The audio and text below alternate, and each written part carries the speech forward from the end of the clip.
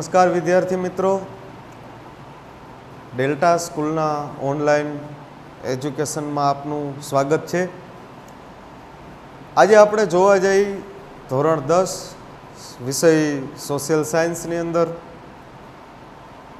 સૌ પ્રથમ થોડુંક આપણે 9મા ધોરણમાં જઈશું, પણ એ પ્રથમ પાઠ છે આજનો આપણો પ્રથમ ભારતનો વારસો।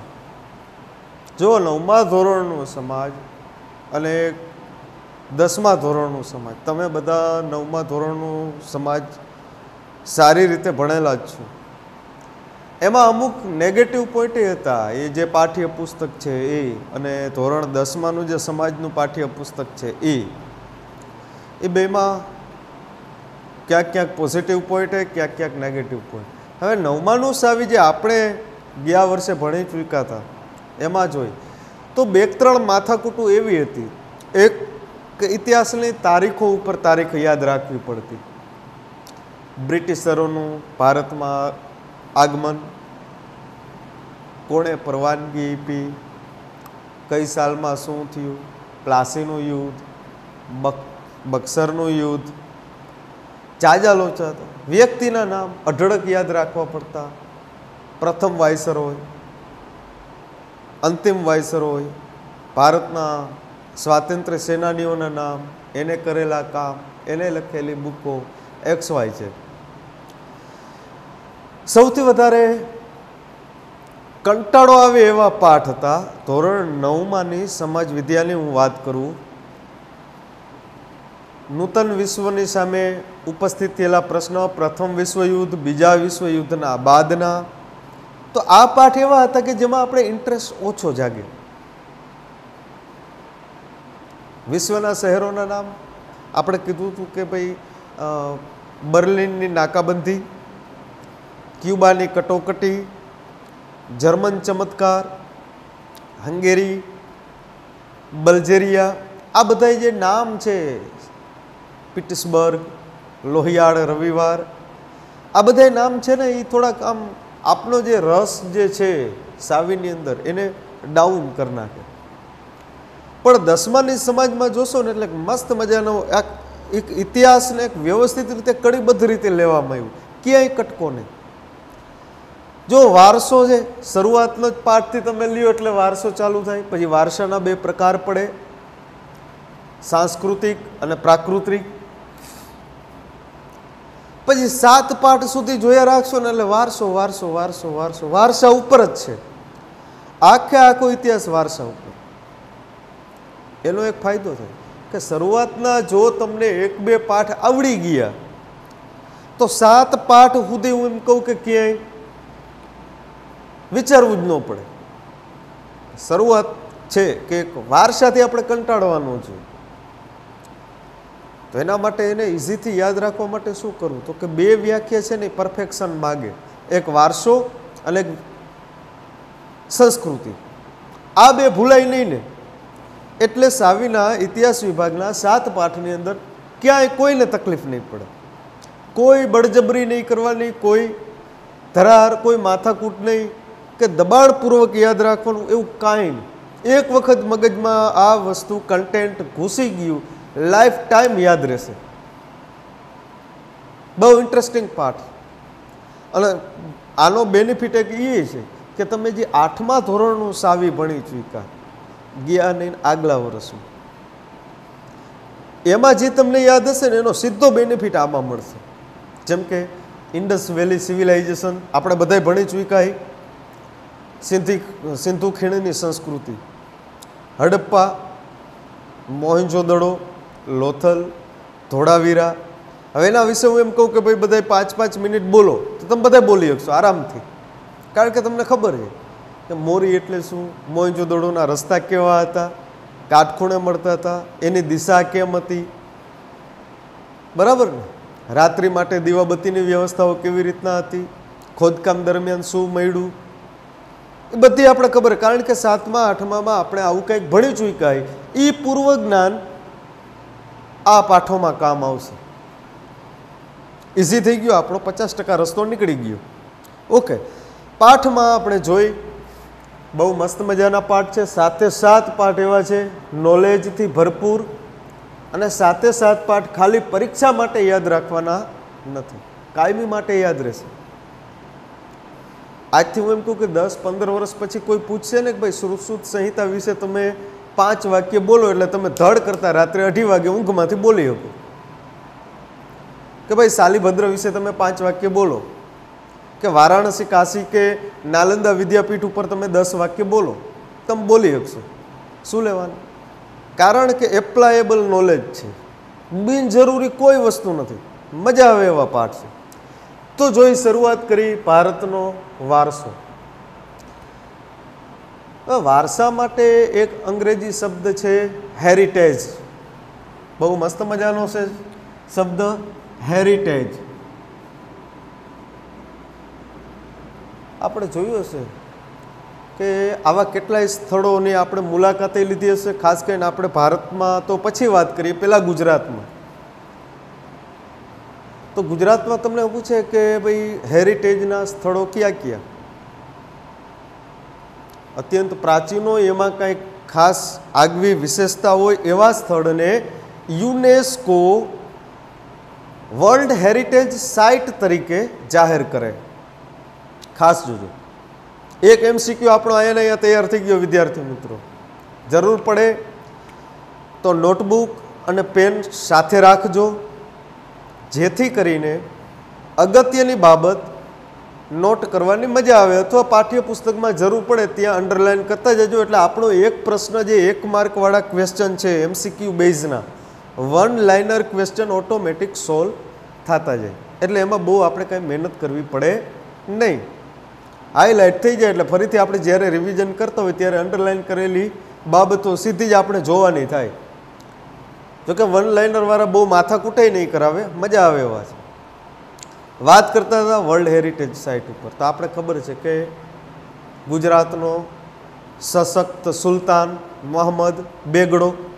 બેગડો નામ શું કામ પડ્યું? 2 ગઢ જીતા હતા, એટલે પાવાગઢ અને જુનાગઢ. આ તો વર્લ્ડ હેરિટેજ સાઇટ કઈ થઈ? પાવાગઢ. પાવાગઢ તો એક શહેર છે ચાંપાનેર, જે ચાપરાજે વસાવ્યું હતું.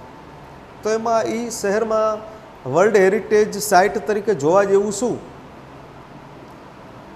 તો કે ચાંપાનેરનો કિલ્લો વર્લ્ડ હેરિટેજ સાઇટ તરીકે ભારતીય પુરાતત્વ ખાતાની પ્રત્યક્ષ નિગરાની હેઠળ સંરક્ષણમાં રખાયેલો છે. રેડી? જૂનાગઢમાં પ્રાચીન વાવ આવેલી છે, અડીકડી ને નવગણકુઓ ને અનાજ કોઠાર ને બૌદ્ધ ગુફાઓ ને જૈન ગુફાઓ ને, પણ એ વર્લ્ડ હેરિટેજ સાઇટ નથી. જેમાં આપણે નવી કરન્સી RBI દ્વારા જે રિલીઝ થઈ છે એમાં આપણે જોઈ છે, એ બધા તમે ચિત્ર જોશો ને એટલે ધોરણ 10ની સમાજમાંથી જ ઉપાડેલા છે. મંદિર જોયું હશે નીચે, રથ મંદિર, રથના પૈડા જેવું, સાઉથનું, વર્લ્ડ હેરિટેજ સાઇટ. એ જ નોટનું બેઠે બેઠું ચિત્ર આપણા 10માના સમાજમાં છે. આ વારસો થયો. ગુજરાતમાં પાટણની રાણકી વાવ જે 7 માળની છે અને મહાભારત અને રામાયણના પ્રસંગો એમાં દિવાલ ઉપર કોતરેલા છે, તો એને કરન્સી નોટમાં સ્થાન મળ્યું. જી હા, એ ચિત્ર બેઠે બેઠું આપણી બુકમાં છે. આવી ઘણી બાબતો છે. આલે કહેશું વારસો. આ તો ઠીક છે. વારસાની વ્યાખ્યા શું? સંસ્કૃતિની વ્યાખ્યા શું? સંસ્કૃતિની માનવ જીવન ઉપર અસર શું પડે? વારસાની માનવ જીવન ઉપર અસર શું પડે?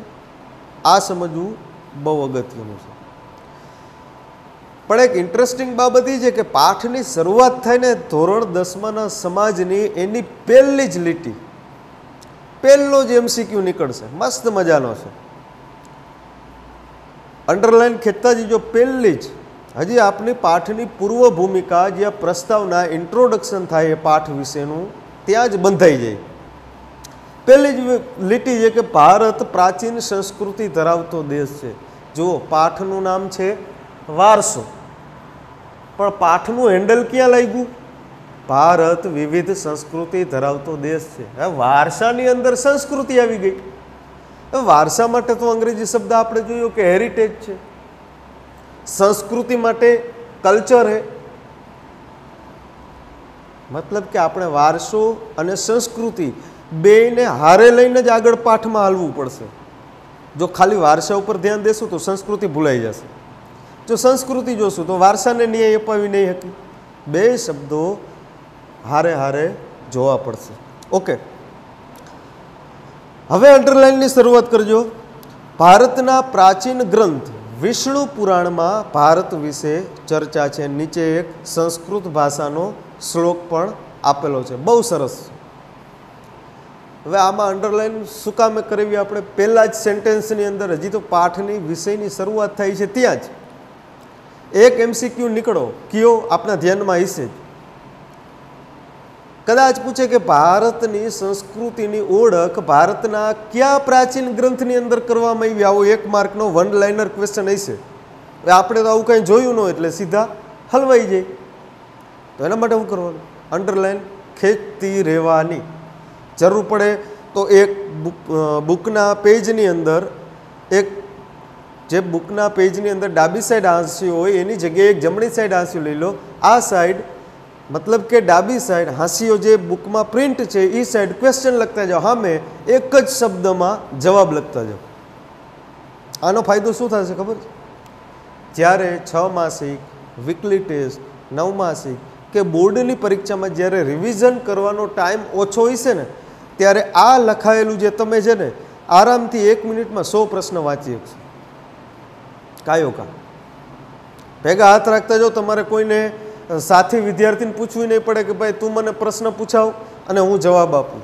ના, તમે જ પ્રશ્ન તમારી જ જાતને પૂછો અને ભેગું તમે હાથ રાખતા જાઓ, સામે જવાબ જોતા જાઓ કે મેં જે વિચાર્યું હતું એ જવાબ છે કે કેમ. ઓકે, અંડરલાઇન થઈ ગઈ. શું હતું કે ભારતની સંસ્કૃતિ વિશેની વિસ્તૃત ચર્ચા ભારતના કયા ગ્રંથની અંદર કરવામાં આવી હતી? વિષ્ણુ પુરાણ. પુરાણોની સંખ્યા કેટલી છે ટોટલ? આપણી 18. આગળના પાઠમાં છે 18 પુરાણ છે. એમાંથી એક પુરાણમાં ભારત વિશેની વિસ્તૃત ચર્ચા કરવામાં આવી એના નાગરિકોની રહેણી કરણી ઉપર, જેનું નામ છે વિષ્ણુ પુરાણ. આ શબ્દ ખાસ યાદ રાખજો. ઓકે, હવે નીચે સંસ્કૃત છે. જો શ્લોક ખાલી એમને વાંચો તોય તમે એ શ્લોકનું ભાષાંતર એમને મગજમાં થઈ જશે, તોય 5-6 લીટી એના ઉપર આરામથી લખી ગયા છે. આ થશે 2 માર્કનો પ્રશ્ન. જોઈ, ઉત્તરમ યત સમુદ્રસ્ય હિમાદ્રેશ્ચેવ દક્ષિણમ વર્ષમ તદ ભારત નામ ભારતી યત્ર સંસતિ. હવે ભારતનું નામ કેવી રીતના પડ્યું? એક તો આપણે પહેલાં તો નોટ કરી લઈ કે વિષ્ણુ પુરાણ છે, બરોબર? એમાં આ બધી ચર્ચા કરવામાં આવી. આ સંસ્કૃત શ્લોક આ જ પુરાણમાંથી લેવામાં આવ્યો છે, જે ભગવાન વિષ્ણુને સમર્પિત છે. બુક કઈ એટલે એ કયો વારસો ગણાશે? સાંસ્કૃતિક કે પ્રાકૃતિક? કારણ કે બુક બનાવી કોણે? માણસે. તો પ્રાકૃતિક તો કહેવાશે નહીં. જે વિષ્ણુ પુરાણની આપણે જે ચર્ચા કરી નહીં, તો શેમાં આવશે? સાંસ્કૃતિક વારસાની અંદર દરેક પ્રકારના ગ્રંથો, ઉપનિષદ, વેદ, વેદાંગ, અરણ્ય ગ્રંથ, બ્રાહ્મણ ગ્રંથ, દરેકનું સમાવેશ સાંસ્કૃતિક વારસાની અંદર થશે. કારણ કે માણસે લખેલ છે માટે. ઓકે, આ ભારતનું આમાં સ્થાન અને વિસ્તાર આવી ગયું, જે આપણે ધોરણ 9માં 14મા પાઠમાં જોઈ ગયા હતા. યાદ હશે, જો આછું ધોરણ 9નું સાવી 14મો પાઠ. 2 પાઠ ઉપર આ જ બાબતમાં આવતા હતા. ભૂગોળની અંદર 13 અને 14 એમાં શેની ચર્ચા કરી હતી? અક્ષાંશ, રેખાંશ, 3 વૃત્ત, કર્કવૃત્ત, મકરવૃત્ત અને વિષુવવૃત્ત, કટિબંધ, ઉષ્ણ, સમશીતોષ્ણ. બરાબર ને? હવે યાદ આવી ગયું છે. સ્થાન, પૃથ્વી કેટલાના અંશે નમેલી છે ને એની ફરવાની સ્પીડ કલાકની ને મિનિટની ને, બરાબર ને? ઓકે, હવે ભારતની ભૌગોલિક પરિસ્થિતિ જોઈ. ભૂગોળને મેં એટલા માટે વચ્ચે લીધું કે જેથી કરીને આપણા મગજની અંદર એક છબી ઉત્પન્ન થાય કે પૃથ્વીના ગોળામાં ભારતનું સ્થાન ક્યાં છે? જો એક તો આપણે ખબર છે કે ભારતની મધ્યમાંથી કયું વૃત્ત પસાર થાય? કર્કવૃત્ત, કર્ક લાઈન, બરોબર, જે ગુજરાતના 5 જિલ્લાઓમાંથી પસાર થાય. કચ્છ, જે આપણે ટૂર ઉપર જાય તો કર્ક લાઈનનો સફેદ પટ્ટો, કાલ્પનિક પટ્ટો જમીન ઉપર દોરેલો બતાવવામાં આવે છે. અને આપણું જે મહત્વનું જૂનું મંદિર સોલંકી યુગનું અને ગુજરાતનું એકમાત્ર મંદિર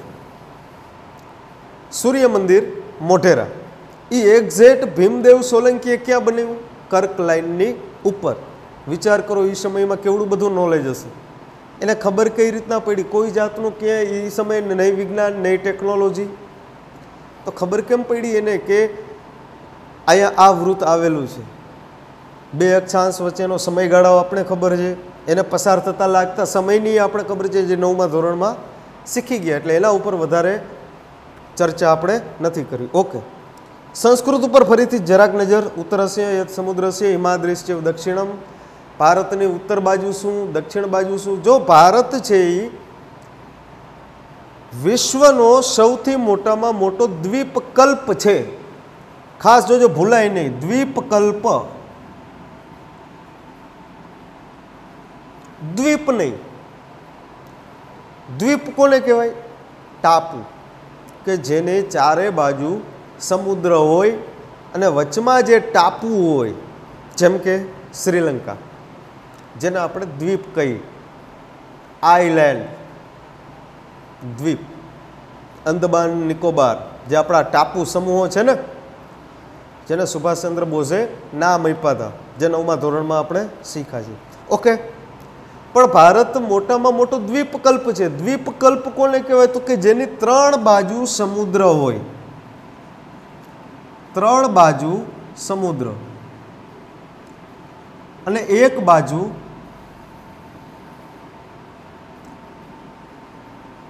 જમીનની સરહદ હોય. તો જો ભારતના સંદર્ભમાં આ શબ્દ સાચો પડે કે કેમ? 3 સાઈડ પાણી છે ભારતની. યસ, આપણી સાઈડ જે સમુદ્ર છે એ કયો? અરબ સાગર. ઓકે, મુંબઈથી એ જ સમુદ્રનું નામ બદલી જાય છે ક્યાં સુધી? કન્યાકુમારી સુધી. એ સમુદ્ર કયો? હિન્દ મહાસાગર. ઓકે, પછી અહીંયાથી પશ્ચિમ બંગાળ સાઈડની સાઈડ તમે જુઓ. ભારતનો નકશો તો આપણે નકશાપૂર્તિમાં જોયેલો છે, વાંચેલો છે અને નકશા આપણે શીખેલા છે. તો એ સાઈડ ખાડી આવે, ચેનલ, બંગાળની ખાડી. આપણે નામ બોલી છે ને, વરસાદી સિસ્ટમમાં એમાં આપણે જોતા આવીશું. ખાડી, જેના માટે અંગ્રેજી શબ્દ છે ગલ્ફ. એટલે અખાતે આવેલા છે ગુજરાતમાં 2. ક્યાં ક્યાં? ખંભાતનો અખાત અને કચ્છનો અખાત. કચ્છની ખાડી નથી કહેતા, જુઓ, બંગાળની ખાડી જ બોલી છે ને. પણ અખાત 2, જેને બેઝ કહી. ઓકે, 3 બાજુ સમુદ્ર છે અને એક બાજુ જમીનની સરહદથી ભારત જોડાયેલું છે. ભારતના પાડોશી દેશ જોઈ લ્યો, જે જમીનથી જોડાયેલા હોય, કનેક્ટેડ હોય.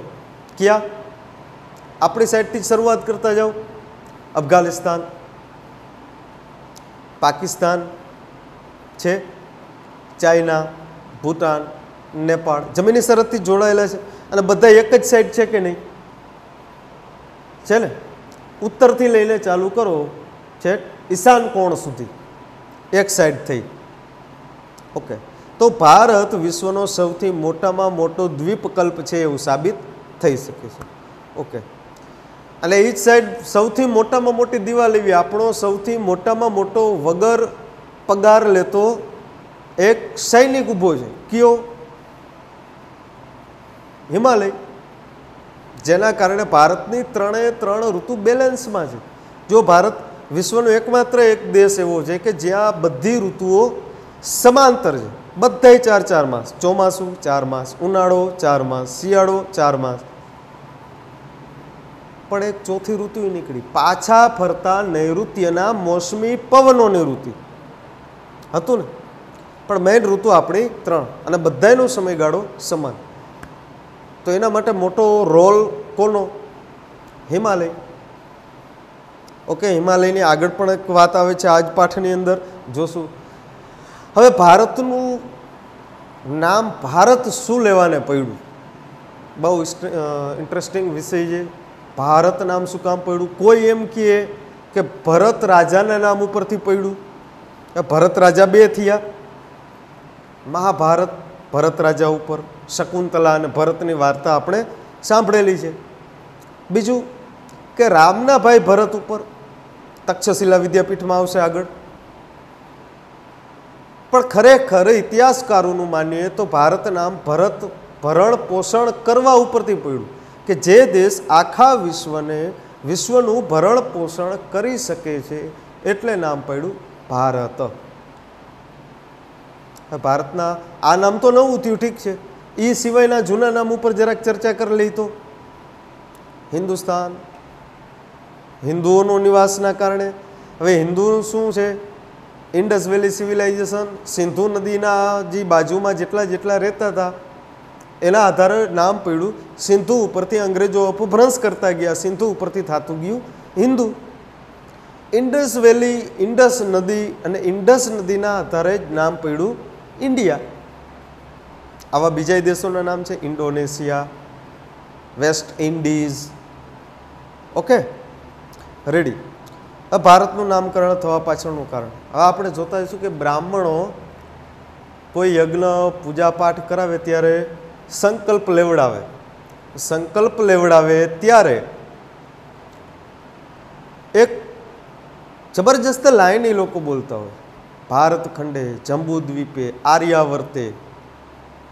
તો આ બધા દેશો ક્યાં? જંબુદ્વીપ. હજી તો આપણે વાત કરી કે દ્વીપકલ્પ, દ્વીપ શબ્દ અહીંયા આવ્યું.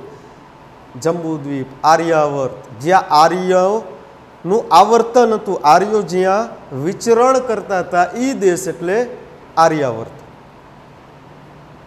હિન્દુઓનો જ્યાં નિવાસ છે એ દેશ હિન્દુસ્તાન. ઇન્ડસ નદીના કારણે જ્યાં સંસ્કૃતિ વિકાસ પામી એ દેશ ઇન્ડિયા. ભારતવર્ષ, ભારતખંડ, જંબુદ્વીપ, આર્યાવર્ત આ બધા શું છે? ભારતના પ્રાચીન નામ. ઓકે, આમાં કીધું છે પૂર્વ, પશ્ચિમ અને દક્ષિણ 3 દિશાઓમાં સમુદ્ર છે, માટે જેને દ્વીપકલ્પ કહેવાય છે. અને એક બાજુ ગિરિમાળાઓથી ઘેરાયેલો છે. કઈ ગિરિમાળાઓ? હિમાલયની.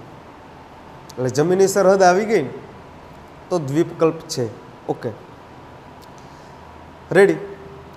નીચેનો પોઈન્ટ જોઈએ, ભારતનું સ્થાન અને વિસ્તાર. એમાં સ્પષ્ટ કીધું સ્થાન, કદ, વિસ્તાર વિશે આપણે ધોરણ 9માં વિસ્તારથી ચર્ચા કરી ચૂક્યા છે, એટલે અહીંયા સમય બગાડવાનો કોઈ પ્રશ્ન નથી. સ્થાન ક્યાં આવ્યું? ઉત્તર અક્ષાંશ, પૂર્વ રેખાંશ. રેડી, એ આપણે મળી જશે, નો ટેન્શન. હવે જરૂર જોવાનું છે કે અહીંયા વિસ્તાર એવો શબ્દ આપ્યો.